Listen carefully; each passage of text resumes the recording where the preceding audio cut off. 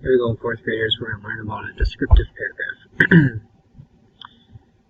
Descriptive paragraph, we're not going to worry so much about this first bullet point here, but I'm going to look at this one. It uses vivid details, active verbs, colorful adjectives, sensory words that help readers see, hear, feel, smell, and taste what you are describing, position words that tell what things are. Those are the three areas we're going to look at. So if you look right here in this paragraph, I'm going to read it to you. To me, nothing beats a day at the seashore. One of my favorite things to do is build sandcastles. Use the wet, slimy sand near the water for sandcastles. It holds together well. So those are some really vivid details. Wet, slimy sand really helps you picture what it looks like. In the distance, there are some big rolling waves. I like to dive into these waves and let them carry me to shore. So now, you've got some position words. It's telling you where something is in the distance. I like to dive into these, the water's icy cold when I first jump in.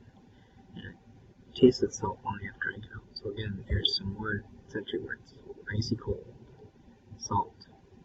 I hear seagulls from above as they dive for fish. On the sand, I look for shells to add to my collection. Some feel smooth and some feel rough. Next to the water, the wet shells sparkle in the sunlight. The seashore is a beautiful place to visit.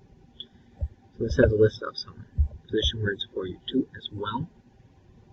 So a descriptive paragraph has vivid details, active verbs, colorful adjectives, and sensory words that help readers see, hear, feel, smell, and taste what they